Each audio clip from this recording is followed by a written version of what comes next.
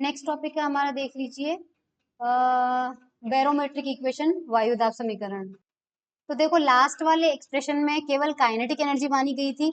इस बार अपन क्या करेंगे, इस बार अपन पोटेंशियल एनर्जी मानेंगे। तो मान लीजिए पृथ्वी की सतह के पास में, ठीक है, एक वो एयर का कॉलम, कॉलम मतलब सिलेंड्रिकल शेप में, इमेजिन करो हवा तो चारों तरफ है, सिलेंड्रिकल शेप में वर्टिकल कोई सिलेंड्रिकल एयर का कॉलम ले लिया, वायु का स्तंभ हमने विचार कर लिया, और उसमें ये पृथ्वी की सतह है और यहाँ से z ऊंचाई पर एक कोष्टिका बनी हुई है, सेल बनी हुई है, और उसमें कोई पार्टिकल है हमारे पास, ठीक है। उस पार्टिकल की जो एनर्जी है तो पोटेंशियल एनर्जी भी होगी, तो वहां पर पोटेंशियल एनर्जी कितनी होगी, mgz हो जाएगी, और उसकी काइनेटिक एनर्जी कितनी हो जाएगी, mv²/2 हो जाएगी। प्रीवियस लेक्चर में हम कंफ्यूज हो रहे थे कि इंटीग्रेशन की वैल्यू 2 पाई m kt की पावर 3/2 आ रही है, 1/2 आ रही है, या फिर 2 पाई kt अपॉन m की पावर 1/2 आ रही है। तो वो मुझे समझ में आ गया है। देखो जब आप डिफरेंशिएशन px py pz के रेस्पेक्ट में करते हैं तब आपको इंटीग्रेशन की वैल्यू ये मिलेगी, और जब इस p को वेलोसिटी में कन्वर्ट कर लेते हैं, यानी कि mvx mvy और mvz उसमें कन्वर्ट करके वेलोसिटी वाले वेरिएबल के रेस्पेक्ट में इंटीग्रेशन करेंगे तो आपको m नीचे मिलेगा, और अगर मोमेंटम के रेस्पेक्ट में करोगे तो m ऊपर मिलेगा। तो आपका कंफ्यूजन दूर हो जाएगा प्रीवियस लेक्चर का। चलिए इस बार उस पार्टिकल की एनर्जी इतनी है, अब हम वो का वही डेरिवेशन करेंगे। पार्टीशन फंक्शन हमारे पास कितना है, पार्टीशन फंक्शन हमारे पास है समेशन e⁻⁻ वापस एप्सिलॉन की वैल्यू रखेंगे और ऊपर नीचे h से मल्टीप्लाई करेंगे। तो देखो नीचे h से मल्टीप्लाई कर दिया, ऊपर h से मल्टीप्लाई करना है, तो dx dy dz और dpx dpy dpz की जगह dvx dvy dvz हमने किया है, ताकि हमारे और जो एनर्जी है वो भी यहाँ पे काइनेटिक एनर्जी आ गई, और जो z वाले के साथ में है वो z वाली एनर्जी आ गई, पोटेंशियल एनर्जी h हमारे पास गिवन है, ठीक है। इसलिए इस बार जब इंटीग्रेशन करेंगे तो देखो 2 पाई kt अपॉन m की पावर 3/2 आ रहा है। क्यों, क्योंकि हमने यहाँ पर इंटीग्रेशन किसके रेस्पेक्ट में किया है, वेलोसिटी के रेस्पेक्ट में। अगर यहाँ px py pz होता तो यहाँ पे जो मास है वो ऊपर आता, ठीक है। रिमेनिंग इंटीग्रेशन हमारा वो का वही है जो प्रीवियस लेक्चर में हमें मिला था, z के अंदर प्रीवियस लेक्चर के अंदर हमें मिला था, ठीक है। इसके बाद हम d की पावर 6n निकालेंगे, d की पावर 6n में भी वही है हमारे पास, ये टर्म एज इट इज है, ये टर्म एज इट इज है, ये टर्म एज इट इज है, ये टर्म एज इट इज है, बस px py pz की जगह हमारे पास आ जाएगा vx vy vz आ जाएगा, और mgz एनर्जी के अंदर कॉमन आ जाएगा। अगर हम z डायरेक्शन में ही स्टडी करना चाहते हैं तो z को छोड़कर बाकी सबको सॉल्व कर डालो। अगर z को छोड़ के बाकी सबको सॉल्व करेंगे तो ये माइनस mgz वाला पार्ट है, बस ये रह जाएगा, और dz रह जाएगा, और इधर d की पावर 6 थी उसमें से d की पावर 5 तक तो सॉल्व हो जाएगा, केवल dn रह जाएगा, एक dn रह जाएगा, और नीचे z लगा दिया। इसका मतलब है z डायरेक्शन वाला इंटीग्रेशन अभी तक सॉल्व नहीं हुआ है, बाकी सारे सॉल्व हो गए हैं, तो बाकी सबको सॉल्व कर लेंगे। सॉल्व करने से जैसे ये वैल्यू आ रही है वैसे ही इसको जब सॉल्व करेंगे, इनको इनको वीके वालों को सॉल्व करेंगे तो वो 2 पाई kt अपॉन m की पावर 3/2 होगा।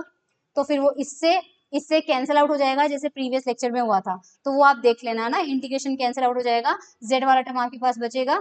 अब हम क्या करेंगे, जिस तरह से ये अब दो अलग अलग ऊंचाइयों पर करते हैं, z1 और z2 ऊंचाइयों पर करते हैं, तो dn2 और dn1 का रेशो लेते हैं, तो रेशो के अंदर बस यही आ जाएगा, z1 z2 आ जाएगा, तो रेशो के अंदर आपको ये मिल जाएगा। पहले नीचे रेशो कर लेना, फिर नीचे वाली पावर को ऊपर भेज देना, तो z2 माइनस z1 हो जाएगा, तो दो का कंपैरिजन हमारे पास ये हो जाएगा। इसके बाद हम क्या करेंगे, if you remember equation number 4 को अगर सॉल्व करें vx vy vz पर समाकलन करने से क्या मिलेगा, इक्वेशन नंबर 4 में आपको दिखा देती हूँ। ये इक्वेशन नंबर 4 बिल्कुल ऐसी की ऐसी px py pz में प्रीवियस लेक्चर में हमें मिली थी, और नंबर डेंसिटी हमने निकाली थी इस तरह से, d की power 3n upon dx dy dz। तो यहाँ पर भी वही डेरिवेशन करना है, हम रिपीट नहीं कर रहे हैं, इसलिए आप डायरेक्टली ये रिजल्ट याद रख लो। बाकी अगर आपको सॉल्व करना है तो पिछली बार मैंने सॉल्व करवा दिया था, और मैंने कहा था कि वो पार्ट इंपॉर्टेंट नहीं है, तो अगर वो पार्ट इंपॉर्टेंट वैसे नहीं है क्योंकि वो उस टॉपिक में नहीं पूछा जाएगा लेकिन इस टॉपिक में पूछा जा सकता है, तो वो वाला डेरिवेशन, वो वाली कैलकुलेशन आप यहाँ पर अप्लाई करके इक्वेशन नंबर 4 से इक्वेशन नंबर 7 तक आ सकते हो। और ये हमारे पास नंबर डेंसिटी होती है।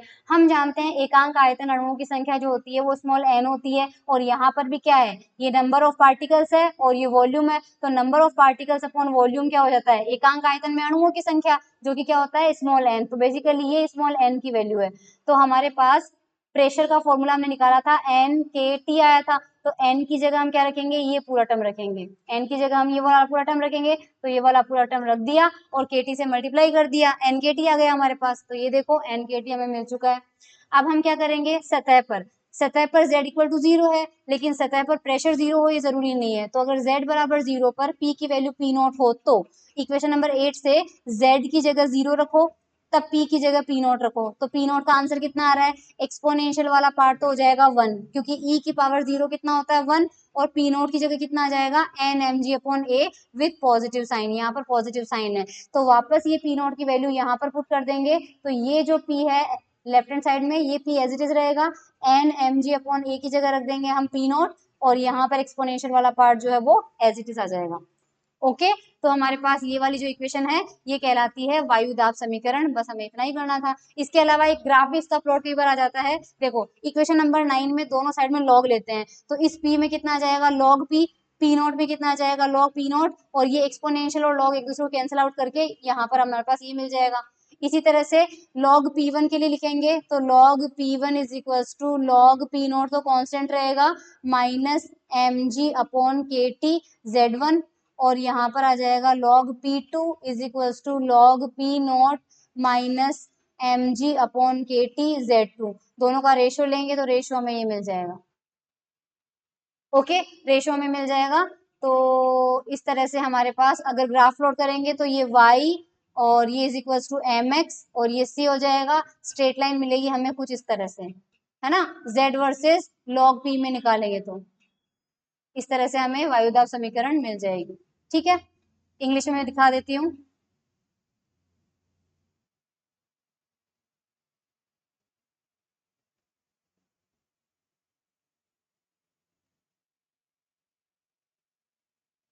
ये है बारोमेट्रिक इक्वेशन, यहाँ ऊपर थ्योरी दी हुई है, फिर हमारे पास एनर्जी है एक पार्टिकल की, फिर पार्टीशन फंक्शन हमने लिया है, कैपिटल H से डिवाइड कर दिया और कैपिटल H से ही मल्टीप्लाई कर दिया, लेकिन कैपिटल H में px py pz था, हमने vx vy vz में लिखा, इसलिए जो m है वो m किस में आ गया, इंटीग्रेशन को सॉल्व करते टाइम पे 2 पाई kt के नीचे चला गया। इक्वेशन 3 में देख सकते हैं आप। नंबर ऑफ मॉलिक्यूल का फॉर्मूला आपको पता है ही है, वैल्यू पुट करेंगे वहां पे, और d की पावर 6n वाला सेम डेरिवेशन वही है जो प्रीवियस लेक्चर में किया था। 5 इंटीग्रेशन को सॉल्व कर लेंगे, केवल z वाला छोड़ देंगे तो इक्वेशन 5 मिल जाएगा, n2 बाई n1 करेंगे तो इक्वेशन 6 मिल जाएगा, और इक्वेशन 7 के अंदर प्रीवियस लेक्चर में जो किया वही है, equation of state p is equal to n by kt होता है, जहां स्मॉल n जो है वो number of particles per unit volume है,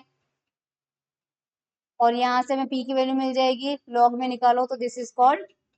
इसके बाद ये principle of equipartition of energy है, जो कि हम पहले कर चुके हैं, इसलिए अलग से इस वाले डेरिवेशन में नहीं करेंगे।